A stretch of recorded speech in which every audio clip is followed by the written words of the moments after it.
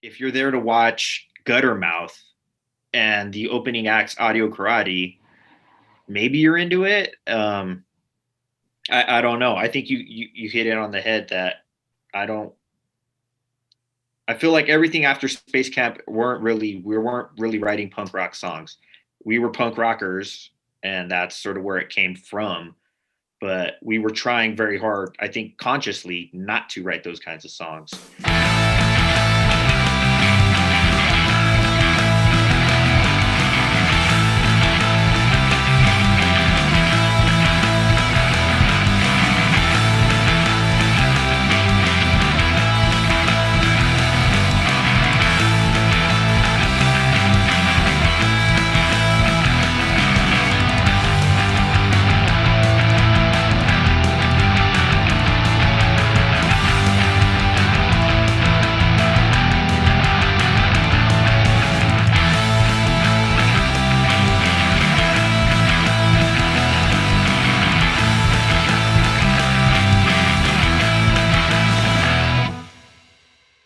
Hey, all right. We got Jason and Art from Audio Karate. How you guys doing today? Pretty good. What's up, Andy? Hey, welcome to the Question and Answers podcast. It's great to talk to you guys. It's been a while since I've seen you guys. It was Fest, I think, when we last saw each other. Yeah. Yes. Mhm. Yeah. I mean, that was because it's been 2 years in a row that we did Fest, right? Mm-hmm. Yeah, that's right. Because the first Fest that we did was kind of your first Fest experience, and it was the first like kind of big festival that you had done since regrouping as a band, correct? Correct. Yeah. And then the following year, I know that you guys had gone out there and you did like one of the cover sets, like you did like a whole Descendents cover set. Wasn't that correct? Yeah. Which was probably better than our Audio Karate set too. It was more fun. Yeah.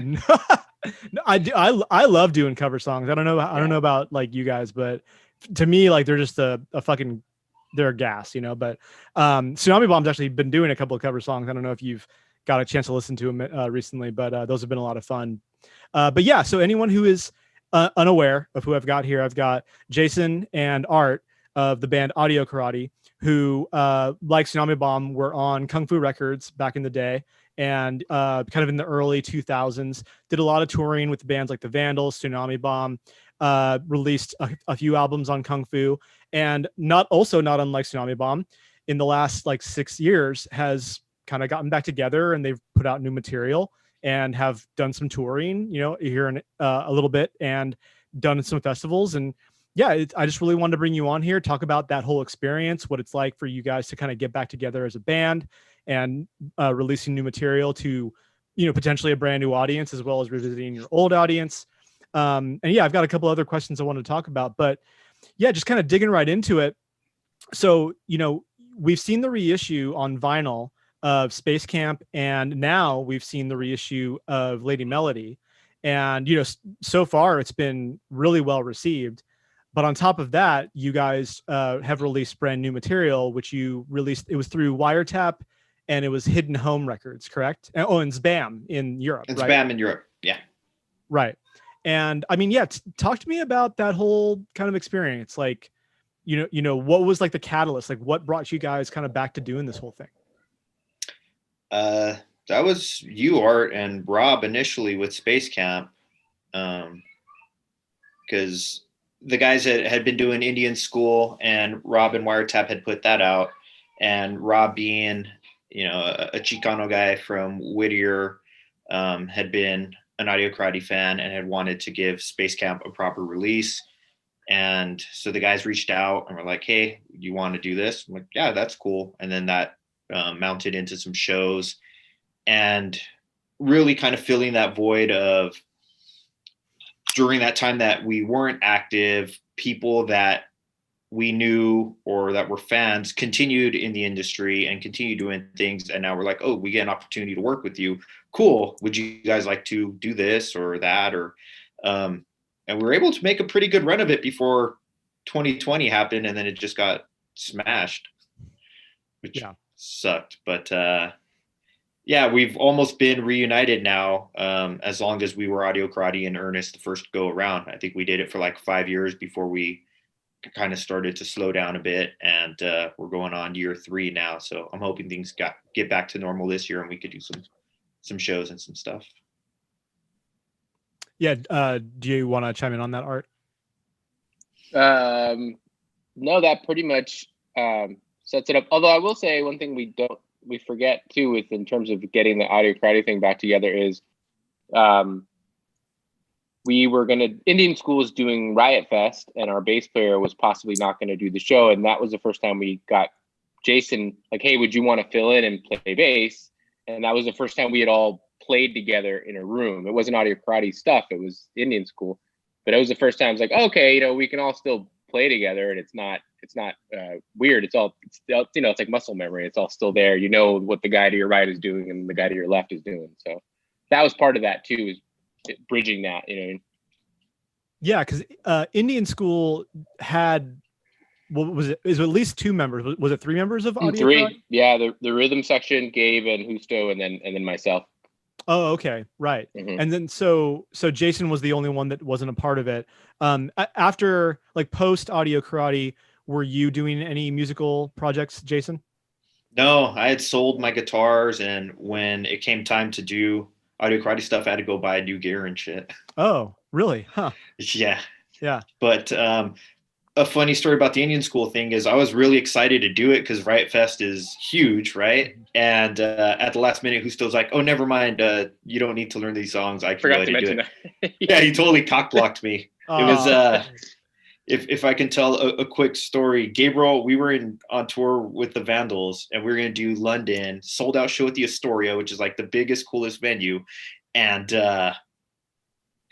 Gabriel was unable to do the show. We'll just say that, like, he was indisposed. So Josh Freeze was going to do the set with us, and he learned our fucking songs, and we sound checked. And you play with someone like Josh, you realize how bad your timing is. Yeah, it's fucking crazy. Crap. Yeah. So like 10 minutes before the show, Josh knows the songs. We're so excited. We're like, yeah, we get to play with like a legend.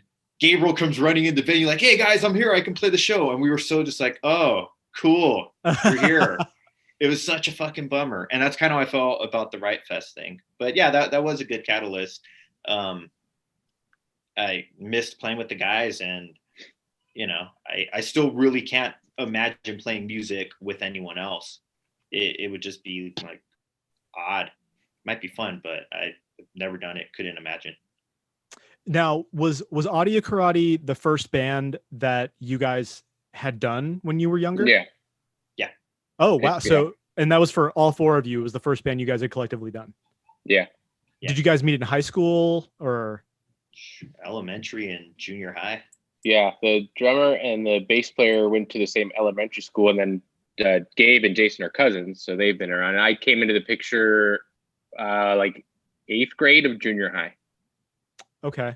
Yeah, that's awesome. I mean, I have good friends who I grew up with and was in bands with in high school, which then carried over into college and then a little bit after college. And I've unfortunately not been able to really like do any musical projects with them since then. But I know that anytime I get into a room with them, it's like that muscle memory, like you were mentioning. Mm-hmm. I don't know. There's something about like those childhood bands that I think there's something like uniquely special about it. And I think especially when you can have that longevity with that, there's something like super impressive and awesome about that. Yeah, it's as close as you can get to like a family band without being a family. You know what I mean? Right. It's like family bands sound a certain way, like like the Bee Gees or the Beach Boys. You know what I mean? We're not those bands, but yeah. And there is something about I think it's just having that history together for so long. Yeah, there's a few bands, of note that have been around for a long time that met when they were younger. Like Bad Religion's like one of them that I know, started when they were young, like high Descendents. school. Descendants, we're young. Yeah, and I don't know if it's like necessarily like only punk rock bands. I mean, I'm sure that there's not only punk rock, like metal and rock bands and whatnot, but there seem to be a lot of punk rock bands that have had that longevity that have gone since like high school through like their 40s and 50s at this point. But I wanted to kind of talk about you mentioned being a Chicano band, and you guys, at least to my knowledge, were one of only a few predominantly Chicano bands in that time frame within like the punk rock scene that were kind of getting like a bit of notoriety and like getting on like these bigger tours and like on these labels. I mean, I can think of like Voodoo Glow Skulls. I know like the guys in like Falling Sickness had like a bit of a Chicano background. I think Union 13 was another one. Casualties? I don't know They're much not about Chicano, that band, though. to be honest. They're not. Casualties are? Yeah. No, they're Latino, but I think they're like Puerto Rican or something. I don't think they're like Mexican Americans per se. Phoenix TX would probably be the biggest I could think. Okay. Yeah. I was listening to them last night. God damn, that Lechuza record was so good, dude. Yeah, it's kind of underrated. It's pretty good. Yeah. Yeah, but I mean, because there's plenty of bands that have like maybe one or two, members, but when it's the whole band, I can only really speak to a few bands. Yeah, and so I wanted to ask you, like, how did you feel about that whole experience? Like, was it something that you really thought about at the time, or was it something that you think that you guys had like additional barriers, that you had to like get over in order to kind of infiltrate the music scene during that time? Or I mean, I don't know, like what are your thoughts on that whole thing? And has it changed? Has it gotten better? Do you have you observed that it's gotten, maybe easier for, Chicano bands to kind of get themselves out there, What do you think, Art? That's a good question. I don't know. I mean, I think in retrospect, looking back, I wasn't aware of it. Like at the time, I didn't think much of it. Like it was just, yeah, we just like punk rock and we're in a punk rock band. It didn't really occur to me that in retrospect, we were like a bunch of brown kids in like a white punk world. It just, I guess you start figuring it out once you start touring outside of Southern California and you're playing in like Missouri or like Oklahoma and you're like, oh yeah, like, and then what's funny is we'd go to some of these cities and the few Mexican kids that were there would show up and would come to the show.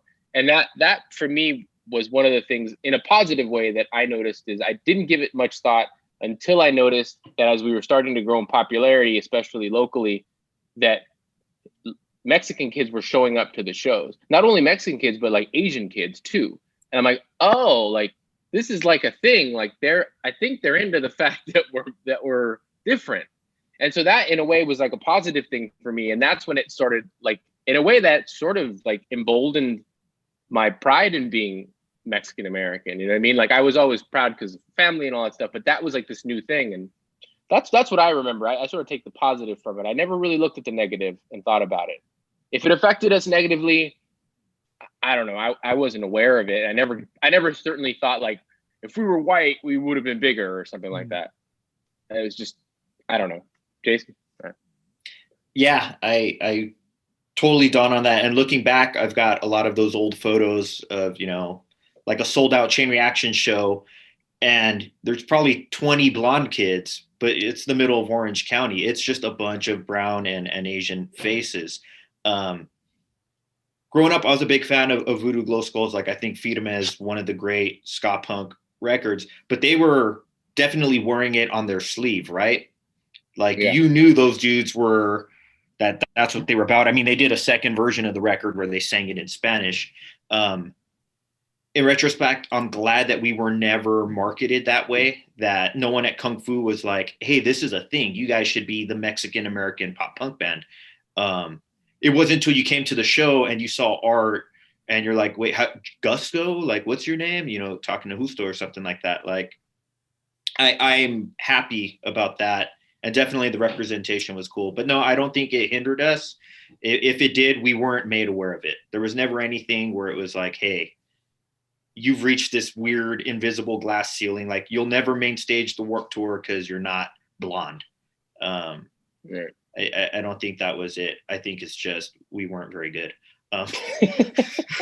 But no, it was a huge source of pride. And now we have friends or fans that have become friends who they're professional chefs or they run labels or they do stuff in the creatives. And it's a trip for them to say like, they were able to do it largely because we did at the levels and in the capacity we did, that we inspired them to. For us, it was a it wasn't a thing. We were just playing music. Yeah, we were just playing music and going with it. But having videos with, you know, Justo's mom in it, she never spoke English. Like all the years she lived here and raised all her kids and all. For us, that's just all we knew and all we kind of had. In that regard, I think it's cool that we did get to do representation. Fast forwarding to now, it's contrived in some regards. Like I feel like, hey, identify with us because we're like you. No, like if you do, cool. But I would hope that a Mormon kid in Utah, if they connect with what art's singing about or with what our music makes them feel, it shouldn't be like, no, this is for like us because we're different, or like us because we're Hispanic, and I don't know, it'll atone for white guilt or something. I don't know. Like, what do you think about that, Art? Like how? No, it does feel different, but to us, we've always felt the same. So this approach from us is the same. We're just here to play music and have a good time, and that's what matters to us. And all the other stuff was like, okay, cool, that's okay. It does feel though a little different. Like, wait a minute, it kind of feels cool now that we're Mexican. It didn't feel like that before, and now it does feel a little bit like that. And I'm fine with it. Like, I'll take it, but like, if anything, I feel like maybe we weren't Mexican enough. It would have been nice if someone at like Universal Latino America would have been like, hey, we can make you the biggest band in Latin America. Like, that would have been cool. Be married to a novella star or something. Yeah. And maybe it's different in different genres, but there is something to be said for the punk industry as a whole, and generally being pretty open-minded. And I think that benefited us. Is we never, like, our peers never made us feel like we were different. Like, we had their respect because they liked us as musicians, and we never thought of it. So there was no, color didn't play a role in that sense. You know what I mean? So that's kind of punk rock can be sort of credited for that too. Yeah, sure. I'd say being made to feel uncomfortable in certain parts of America. I think that's all punk bands. You get out of your van looking like fucking weirdos, right? And you look like fucking Martians in some of the towns where you go to get gas or something. I think that happens to most punk bands, regardless of ethnicity or whatever. Oh, sure. Yeah. I mean, you know, like if you have like a member in your band who was of a different ethnicity, or you have like somebody who's just along for the ride. Like I remember a band that I was in called California Redemption. We did a few tours, and you know, we had like none of the people in the band were non-white, but we had friends that would come along with us. I remember one time we had our buddy Brad, who was African American, and then this other guy named Joey, who was Nicaraguan, on another tour. And going through the South, you know, unfortunately, there were a couple of unfortunate situations where we had to just be like, oh shit, like we're having to deal with this, and that sucks. And like, well, we aren't having to deal with it, but they are. And like, you know, we're like, well, fuck, we gotta help. These are our boys, you know? Right? Yeah, you know what I mean. And so, and to us, we're like, dude, it's like not a problem. Like, why is this a problem? You know, and so. But again, that's kind of like part of that understanding where like I've never had to experience that, so I don't know. But I mean, it's great to know that you guys never really had to deal with that on like a big level. And I also really like that you brought up that, you know, nowadays I imagine that there are, you know, bands like even, you know, younger bands and bands that maybe are like just a little bit younger than we are, that looked to you as maybe like a bit of a role model, where it's like, hey, if they can do it, we can do it, you know. And you know, I think anyone does, regardless of ethnicity, when you get inspired by somebody who you want to view as your peer, you know, and it might be easier when they share the same ethnicity as you. So like people in the Chicano community who see a band like Audio Karate going out there, going on tours in Europe with the Vandals, you know, playing these sold out shows, releasing records. That's got to be incredibly inspiring to them. Regarding the most recent album that you guys put out, Malo, I mean, so when did you guys start writing those songs? God, right after Lady Melody. In fact, a couple of the songs like Bounce and God, what's the one we did the video for? Cinco Chio. Yeah, Cinco Chio. Like those were songs where we had riffs and parts before Lady Melody, and we just couldn't make them songs. The way we write music, it's Art can either write a song to it or he can't. And I could play a riff 1,000 times and it just gives that look like, fuck, that's stupid, stop. And then one day it's like, oh, cool, there's a vocal melody and a progression, and now we got a song 20 minutes later. We've always been fortunate to have that, but it requires the stars aligning and all that. So we started working on them immediately after, and they started as demos. So most of it, we get hit up a lot like, hey, can you send me the lyrics to this? I'm like, lyrics? Fucking Art sang that shit on the fly. I got 2 good takes of it and comped it later. And he probably never never thought to write down lyrics or sing it again. Same thing with a lot of the guitar parts. I think if we had to like do a record show where we played that album, it'd be hard. We'd be learning them as like a novice person who didn't write them, because a lot of those guitar parts Art and I were playing on the fly, recording and then burying it and moving on. Yeah. The stuff for Indian school, did you find any of that was stuff you were working on when we were doing audio karate and you never really found? Yeah, there was like 1 or 2 songs that I had like the kind of nucleus for, that I was like, okay, I'll kind of shelve that and come back to it when I'm finished. So yeah, it was, some of that stuff was starting to get there. Yeah, we're developing.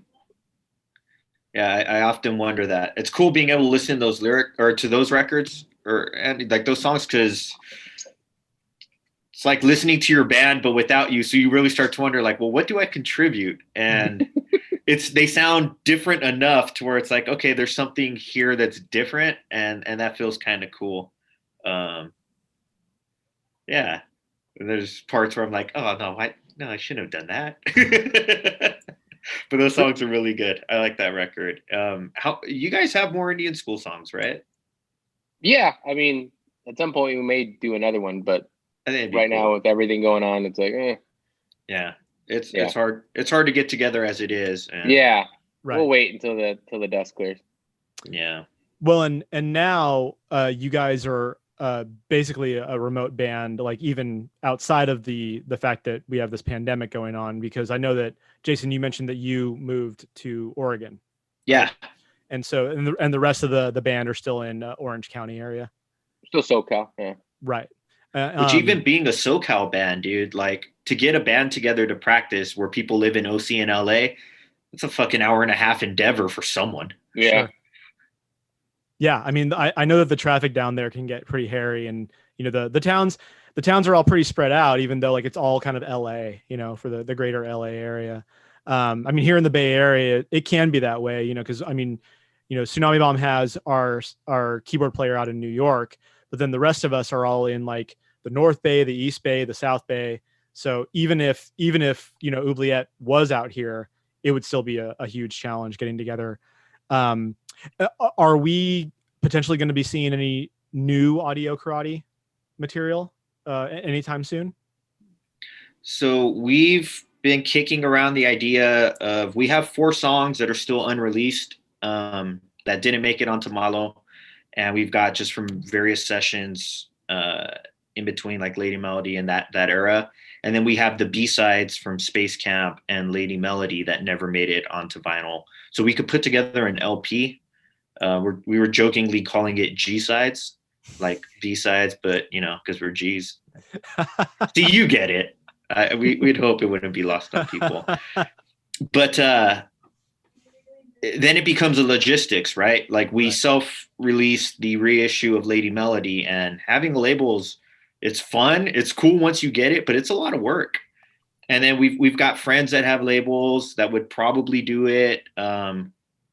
I mean, no one's getting rich off of doing this. So it really just becomes a matter of like, hey, who would we want to do this with? Is it something we want to keep close to our chest?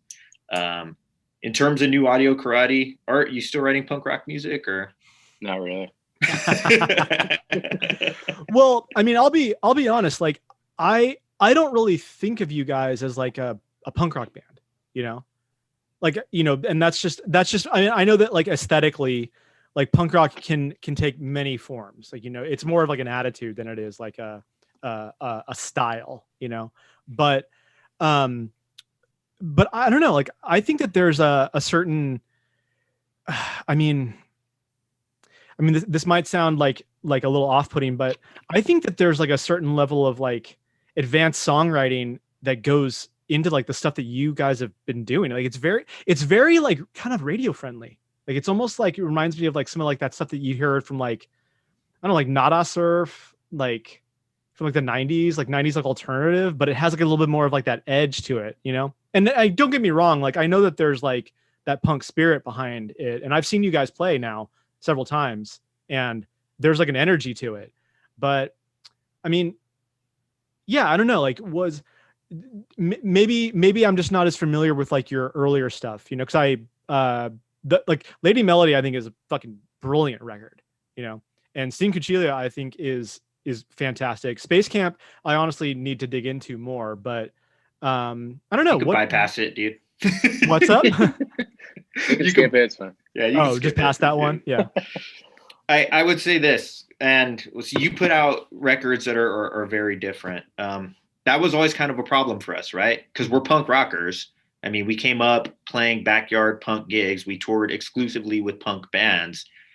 But therein lies the problem of, if you're there to watch Guttermouth and the opening act's Audio Karate, maybe you're into it. I don't know. I think you hit it on the head that I feel like everything after Space Camp we weren't really writing punk rock songs. We were punk rockers, and that's sort of where it came from.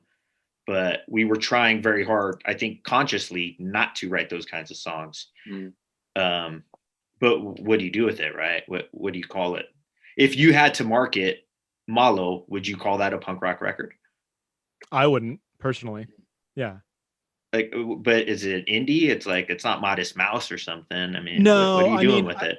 Yeah, I mean, using the word punk rock is now so like, yeah, you know, universally accepted. You can put it on almost anything nowadays, you know. So yeah, you guys self-released Lady Melody, and you know, I'm curious about like what was the real catalyst for you guys to take that on as opposed to trying to work with the label after having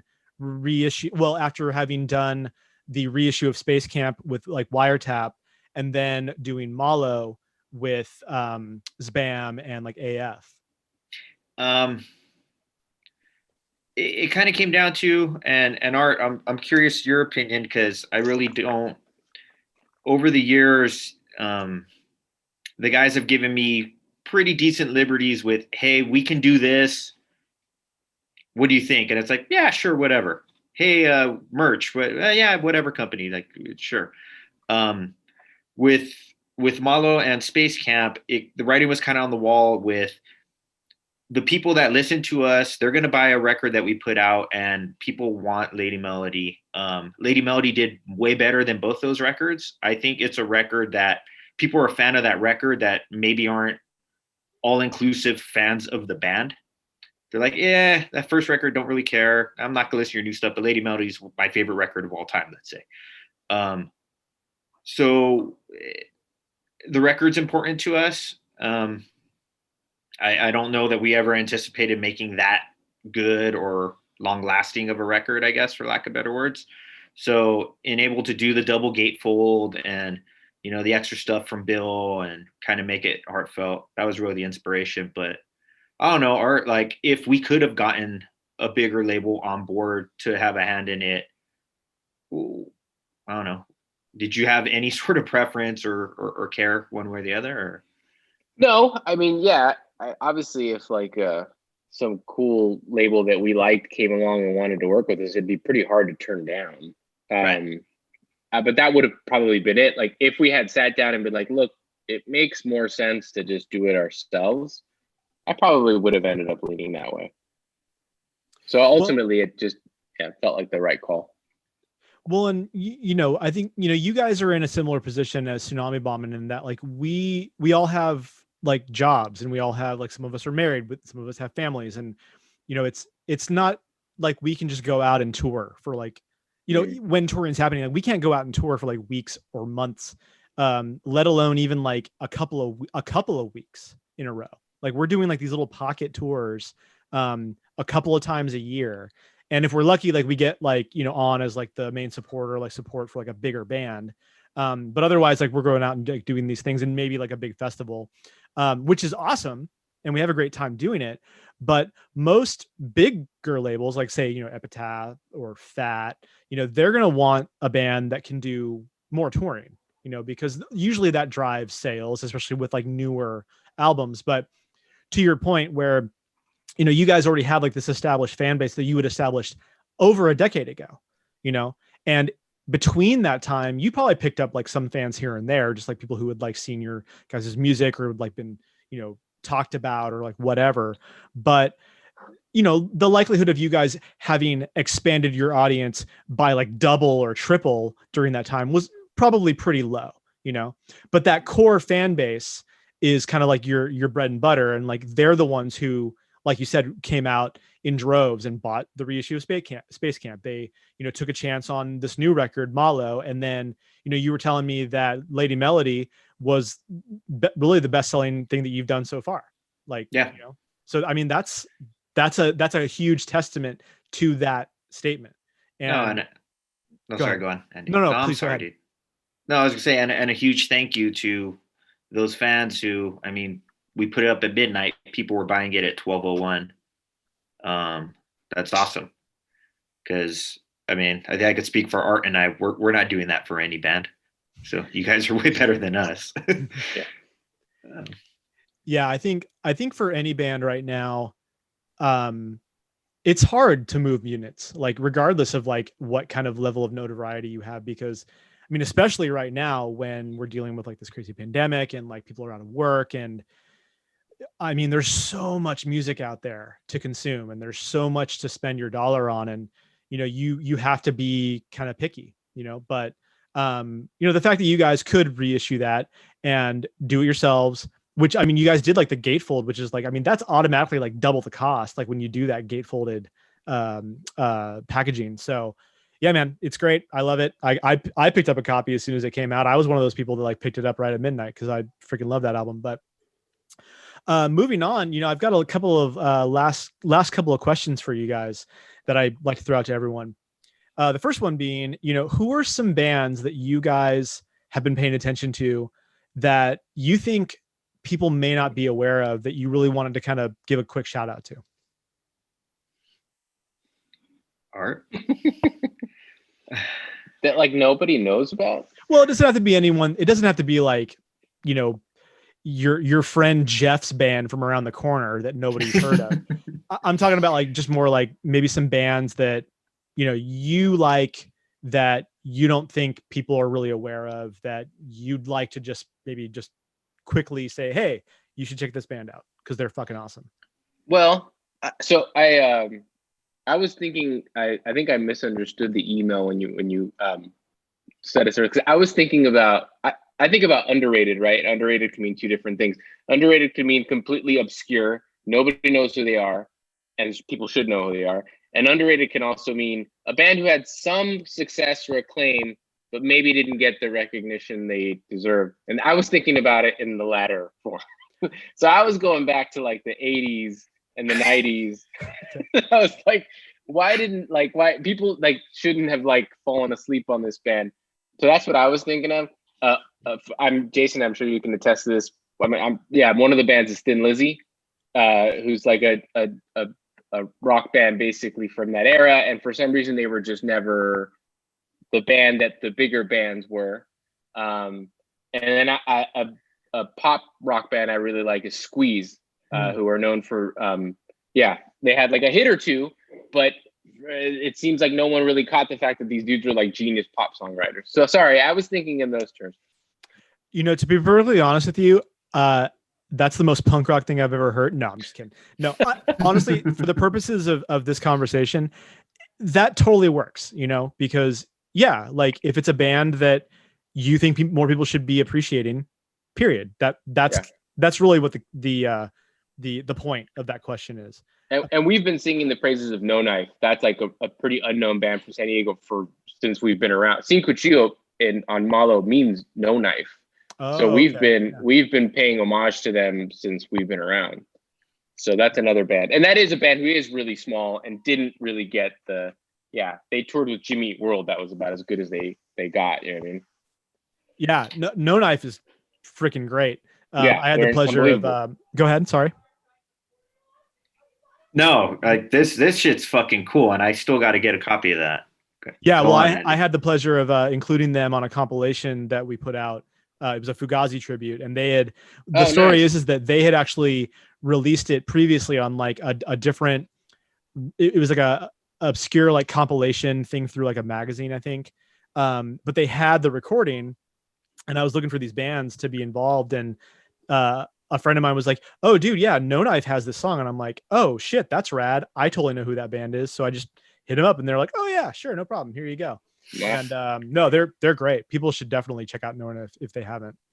There's Andy. You may have come across this. Asian Man put out the More Family Band this year. Oh, they're great. Yes. So they're really great. Art. It's the drummer and the guitar player to get married with their singer singing, and it's like kind of rock and roll throwback, like 50s shit, but pretty rockin', and it's really, really, really good. And it's family band stuff, so you can hear that intangible kind of dynamic.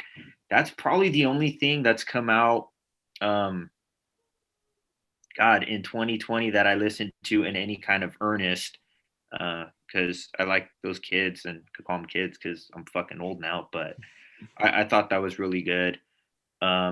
In terms of stuff that was like, I much like Art, I listen to 80s stuff, 70s stuff mostly all the time, and don't really find myself even like punk bands that I love and are formative and put out some of my favorite records. I haven't listened to the last however many Lagwagon records or something like that. I'll still put Let's Talk About Feelings on and listen to it front to back once or twice, every couple months. But I don't know. It's hard to get excited about new music, I guess. I don't know. Art, you listen to a lot more new music. I listen to a lot of. I try to keep my ear to the ground with like stuff, but it's not. I wouldn't call it like obscure or under the radar. It's well known, like typical indie rock kind of stuff. You know what I mean? And so, well, sure. And I mean, like our individual tastes like are so subjective, and like it's. I think to what Jason was talking about, a lot of people experience that where as you get a little bit older, like you just kind of like what you like, and like that's what you listen to, and then like every once in a while like something pops up and it like catches your ear, or like somebody throws it in front of you. It's like, you have to listen to this.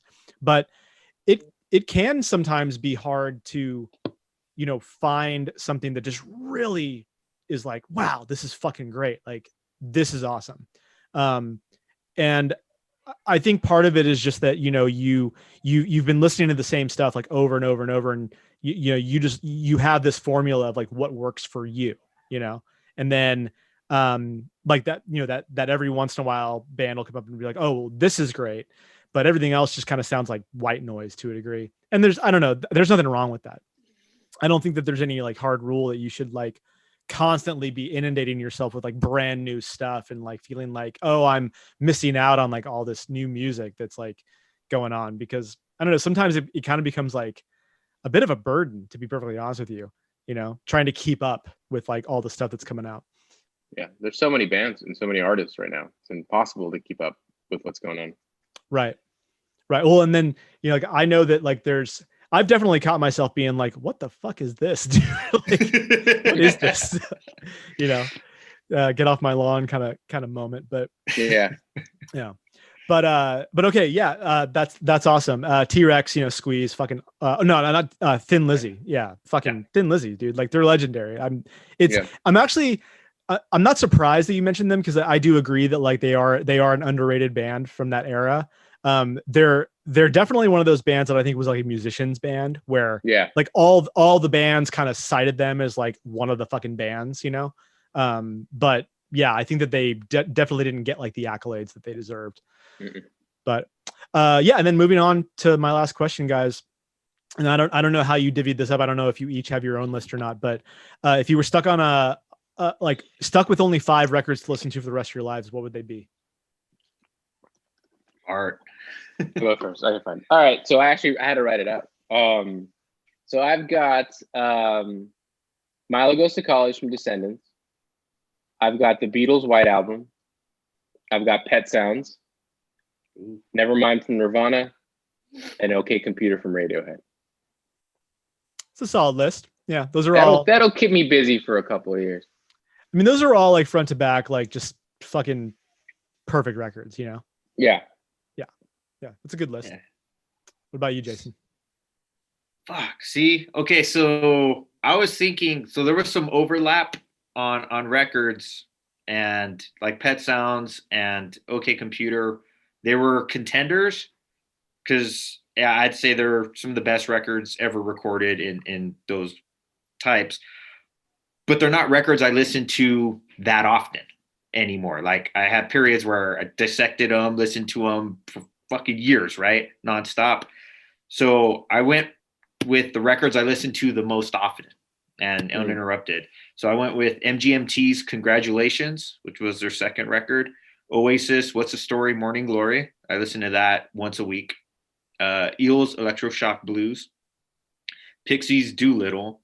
And XTC, Skylarking. Yeah, it's so hard, right? Like you're going to shortchange yourself somewhere. But those I listen to the most often when I have the chance to listen to like an hour's worth of music, and I listen to them front to back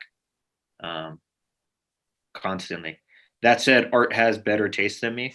Well, and even with me, like the records I picked, they're all just really my favorite artists. What I really want is the best of to take on a deserted island. You know what I mean? Of those bands, because I'm missing out on another 50% of those bands' really great songs. So I'd sit there with this record and be like, I really wish I could hear like the other record that they put out because that's really good too.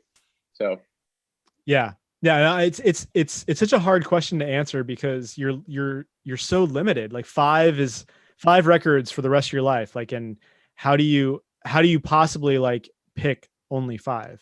Yeah, it's challenging, but I mean, I don't know if I could reasonably answer that question. Like I keep telling people who have asked me about it. There's two bands that I know for sure would be on the list: Smashing Pumpkins and Fugazi for me. But which album, you know, of those two, you know? And I'm just like, fuck, I don't know. Like I don't know what album because they're all so fucking good. But anyway, yeah, it's been a pleasure talking to you guys. I appreciate you guys taking the time. Thank you so much. Congratulations on the success of the release of all the reissues and the new album. Hopefully, you know, we'll be able to hear some new music from you guys at some point. And once this shit is over, maybe we'll be able to get together at another festival and play a show together, or maybe do another tour. That'd be fucking fun. But take care of yourselves, and we'll talk to you real soon. Thanks, Andy. Yeah.